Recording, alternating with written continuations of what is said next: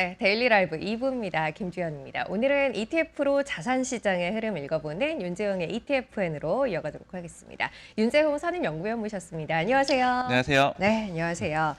자, 오늘은 크게 어떤 주제 안에서 이야기를 나눌지 일단 오늘의 주제부터 확인해 보도록 하겠습니다. 자, 오늘은 미국 관세 충격이 지속되고 있는 상황에 대해서 일단 이야기를 좀 해보도록 하고요. 그 이외에 자산 가격 가운데 금 가격이 여전히 특징적인 흐름 보이고 있어요. 이 부분도 좀 짚어보도록 하겠습니다. 자, 우선은 한 주간 시장의 전반적인 흐름에 대해서 이야기를 좀 해봐야 할 텐데 미국 증시의 아래로의 변동성이 좀 커져 있는 구간이에요. 네, 맞습니다. 일단 뭐 크게 이제 판 돌아가는 부분들 오늘 좀 말씀을 네. 먼저 드릴 텐데 이제 미국 시장 자체로만 좀 국한해서 보게 되면 이 관세발 충격 계속해서 좀 받고 있다. 네. 그리고 지난주 목요일 같은 경우에는 아예 이제 고점 대비 이제 10% 네. 넘게 좀 하락 낙폭 보이면서 물론 이제 S&P 금요일에 좀 500이? S&P 네. 500 기준이죠. 이제 물론 이제 금요일에 좀 회복을 하긴 했지만 여전히 마이너스 10%를 일단 한번 터치를 했다라는 네. 부분 좀 정리를 할 수가 있을 것 같아요. 그래서 과거에 뭐 최근 한 30년 정도 이제 고점 대비 이제 10% 이상 빠졌던 구간이 좀 어떤 구간들이 있었나 요거 좀 네네. 먼저 좀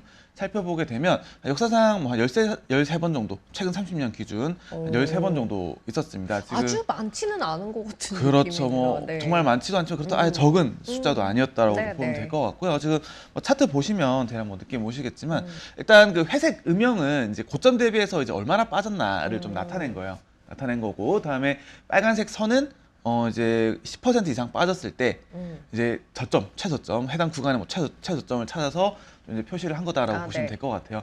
물론 과거에 이 마이너스 10%를 터치했던 구간들 좀 살펴보면 뭐 되게 장기화되지 않고 뭐 금방 회복되는 네, 경우들이 네. 거의 대부분이었긴 합니다. 다만 이제 뭐 2008년이라든가 혹은 뭐 2000년을 거슬러 올라가면 그때 이제 IT 버블이 있었었죠. 그리고 뭐 코로나 때라든가 이때 살펴보게 되면 좀 시장 많이 밀렸던 적도 네, 있었다라는 네. 부분. 다만 이번 같은 경우는 뭐 마이너스 10% 일단 찍긴 했지만 사실 이게 정말 극히 드문 케이스도 아니었다라는 네, 부분 좀 네. 짚어보면 될 것 같고요. 다행히 또 이제 금요일 날 이제 그리고 이제 또 조금씩 이제 회복을 하는 모습 네, 네. 보였다라는 것도 같이 참고 삼아서 봐주시면 될 것 같습니다. 뭐 여러 가지 굵직한 사건들 안에서 시장이 고점 대비 10% 이상 밀렸던 구간들은 뭐 지난 30여 년을 되돌아봤을 때 10회 이상 있었어요. 다만 이후에 회복하는 모습들을 좀 대체로 보여왔고 이번 국면 역시 일단 현재까지는 비슷한 모습을 보여주고 있다라고 봐야 할 것 같고 이번 국면에서 시장이 부담을 가장 크게 느끼고 있는 게 뭔가라는 이야기로 좀 돌아가 보면 오늘의 제목에 있는 관세겠죠. 그렇죠. 더불어서 결국 관세 이슈가 계속해서 지금 이제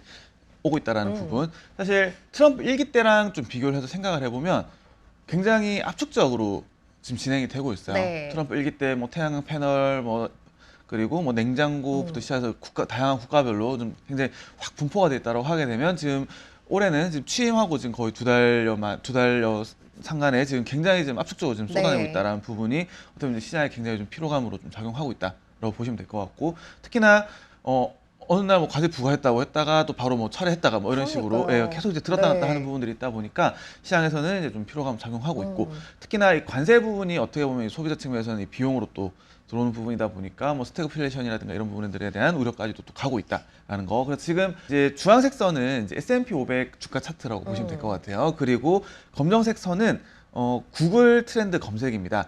요거는 이제 뭐 절대량이라기보다는 네. 검색량이 가장 많았던 시점을 100으로 해서 이제 상대적인 수치로 좀 나타낸 네네네. 거예요. 근데 뭐 3월 달에 지금 최고 수치 찍을 걸로 지금 추산이 되고 있고요. 그러다 보니까 지금 뭐 2018년도 대비해서도 지금 검색량 자체로 좀 비교해 보면 압도적으로 많다. 그래서 시장에서 뭐 이 검색량이라는 것 자체만으로 뭔가 설명하기는 좀 어렵지만 네, 어제 네. 시장에서 굉장히 좀 화두가 되고 있고 관심사가 높아져 있다. 그래서 좀 바꿔서 말씀드리면 좀 굉장히 예민해진 상태다 정도 좀 말씀을 드릴 수가 있을 것 같습니다. 일단 여전히 뭐 관련된 부담감은 현재 진행형이기 때문에 시장이 뭐 그에 극도로 예민해져 있는 상황, 앞으로도 관련된 변동성은 있을 수밖에 없겠다라는 생각이 일단 들기는 합니다. 현재까지 시장 분위기 안에서 뭐가 시장에 부담을 주고 있고 실제 수치로 봤을 때 어느 정도 시장이 밀린 상태인가라는 부분에 대한 확인을 좀 해봤는데 시장이 뭐 지수만 있는 게 아니잖아요. 큰 지수 안에 이제 섹터별 움직임에 저희는 조금 더 관심을 갖게 되는데 시장 하락하는 구간에서 어떤 섹터의 움직임이 눈에 띄었나요? 사실 최근에 이제 2월 달에 이제 고점 찍고 사실 내려올 때 기준으로 좀 생각을 해보게 네네. 되면 지금 전 섹터가 좀 다 하락을 하긴 했어요. 전 섹터 다 하락을 했고 지금 하락을 주도하고 있는 것은 이 정보기술 그리고 이 자유소비 두 가지 섹터가 굉장히 좀 주도를 하고 있다고 보시면 될 것 같아요. 그래서 지금 이제 S&P 500 전체로는 뭐 지난주 금요일까지 한 8.1% 밀렸고 그 중에서 이 절반 가량을 이 정보기술 이 차지를 또 하고 있습니다. 뭐 반도체라든가 그런 것들 좀 차지를 하고 있고 그 다음에 이 자유소비재인데 자유소비재는 뭐 작년에 굉장히 많이 올라왔어요. 많이 올랐던 게 결국 그때도 이제 말씀드렸던 것 중에 하나가 자유소비재 섹터가 올랐다라기보다는 테슬라가 올랐는데 뭐 자유소비재였다. 근데 이제 지금 이제 반대로 좀 작용을 하고 있다는 거죠. 특히나 테슬라 같은 경우는 뭐 작년에 많이 올라갔던 부분들도 있고 여기에 더해서 어떤 뭐 중국 쪽 전기차들 뭐 경쟁이라든가 이런 것도 좀 강해지고 또 유럽 쪽 판매량 다운되는 부분들 좀 관찰이 되면서 계속 좀 부진하고 있다라는 거 좀 체크 삼아서 봐주시면 될 것 같습니다. 일단 S&P 500도 그렇고 뭐 미국 증시 내 IT 섹터도 그렇고 자유소비재 섹터도 그렇고 많이 오른 것들이에요. 사실 지난해까지 흐름들이 연초에는 좋지 않았다라는 부분 앞서 확인을 해봤고 반면에 이제 미국장이 이렇게 고전을 면치 못하는 동안 또 괜찮았던 쪽도 있었어요. 그 전에 이제 S&P 500 내에서 조금만 섹터 내에서 좀 살펴보게 되면 모든 섹터들이 다 빠졌던 건 아니에요.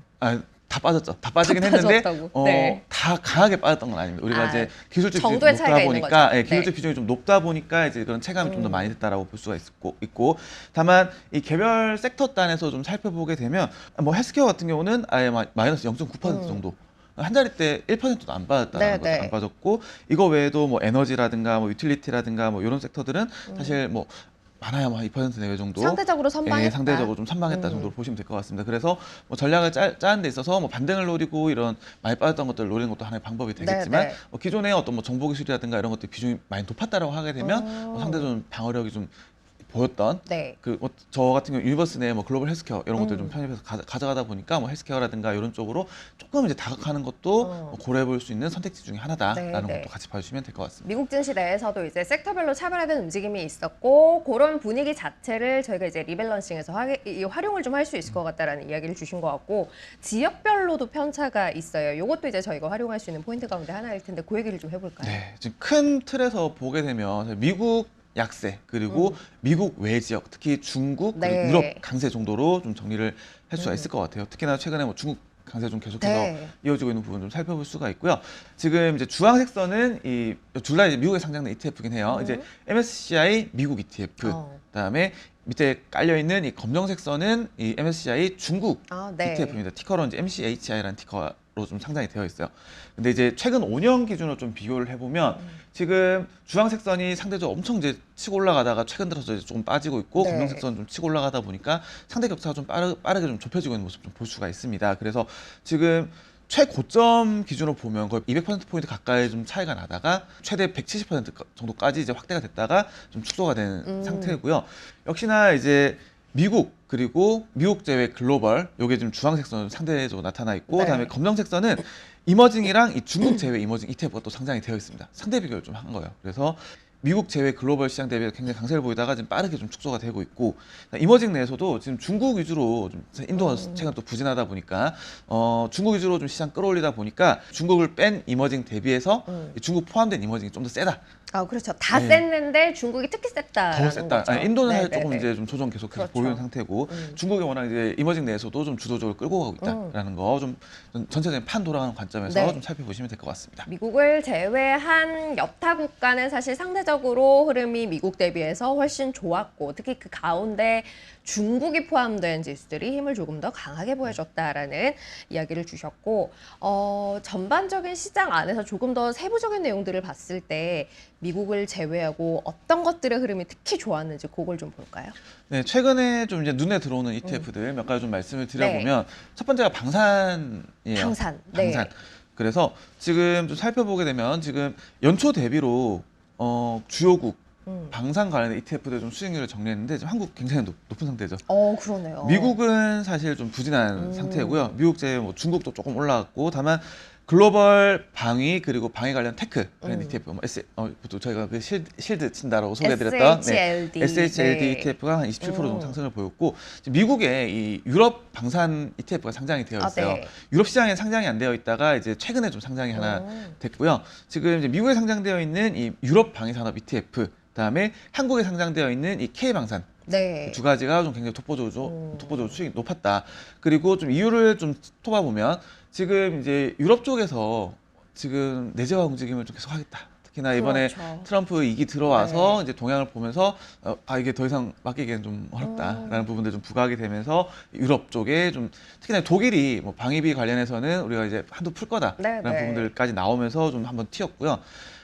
K방산 같은 경우는 사실 유럽 방산이 이제 과연 내재화를 빨리 할 수 있을까라고 생각했을 때 조금 이제 네. 퀘스천 마크긴 해요. 음. 공장이라든가 이런 아무래도 시간이 조금 인프라라든가, 필요하겠죠. 예, 그죠. 좀 네. 시간이 필요하다 보니까 그 중간 단계, 예를 들어 이런 거죠.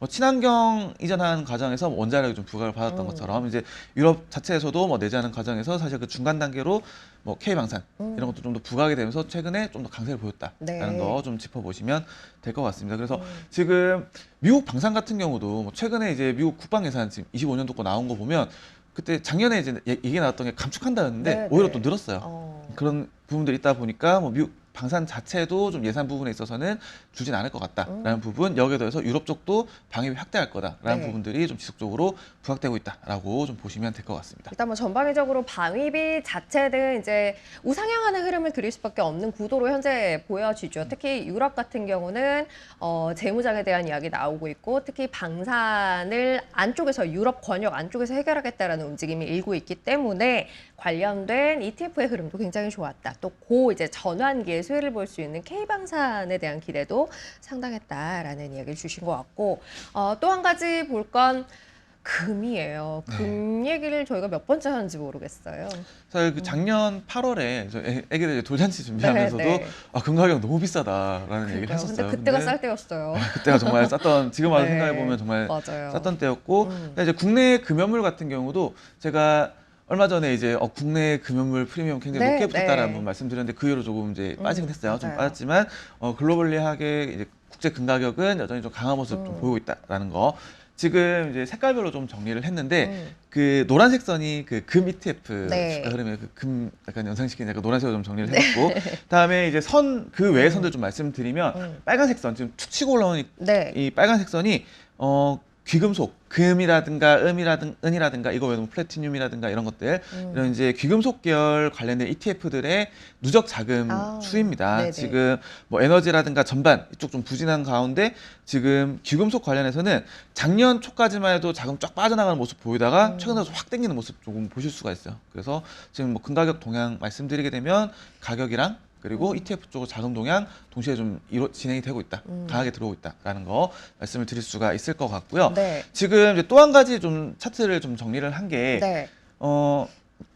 각 원자재마다 그 채굴 관련된 ETF들이 또 다 있습니다. 채굴 관련 채굴 ETF. 관련된 ETF들. 네. 그래서 그 뭐 채굴 관련된 산업 관련된 것들 좀 같이 말씀을 드리고 있는데, 지금 이제 노란색 선에 나타나 있는 게 이 금 채굴 기업들의 금 가격 대비 상대 주가. 네네. 상대적으로 얼마나 더 센가. 네네. 다음에 회색선이 은 채굴 기업들의 채굴 ETF의 은 가격 대비 상대 강세. 마지막 네네네. 검정색 선은 이제 굴인데, 지금 금이나 은이나 지금 동시적으로 이게 같이 보이는 현상이 확 튀어 올라가는 모습 좀 보실 수가 그러네요. 있어요. 네. 금 가격 올라가는 거 대비해서 이 해당 채굴 관련 ETF들이 더 많이 더 세게 올라갔다라고 보시면 될 움직였다는 것 거죠, 같고요. 가격 대비. 이런 채굴 기업들 같은 경우는 특히나 레버리지 효과가 있죠. 워낙 또 고정비용 많이 들어간 산업이다 네네. 보니까 금 가격 올라가는 거에 대해서 이익이 굉장히 빠르게 늘어나는 그런 속성이 있다 보니까 좀 빠르게 좀 올라가고 있고, 구리 가격도 최근에 좀 올라오긴 했어요. 네. 올라오긴 했는데 구리는 최근에 좀 못 올라오고 있는 상황이긴 합니다. 오히려 지금 혹시나 이제 뭐 경기 침체라든가 이런 부분들 좀 키워드가 좀 부각이 되다 네. 보니까 금은 오히려 금 가격들 올라가게 되면 더 이제 올라갈 가능성이 있다라는 부분들을 좀 반영을 하고 있고, 구리는 최근에 뭐 구리 가격 이제 뭐 중국 경기 부양책이라든가 이런 것들 기대감 올라오면서 좀 가격이 올라왔지만 관련된 채굴 관련된 ETF들은 조금 네. 이제 부진하다라는 쪽으로 좀 정리를 할 수가 있을 것 같아요.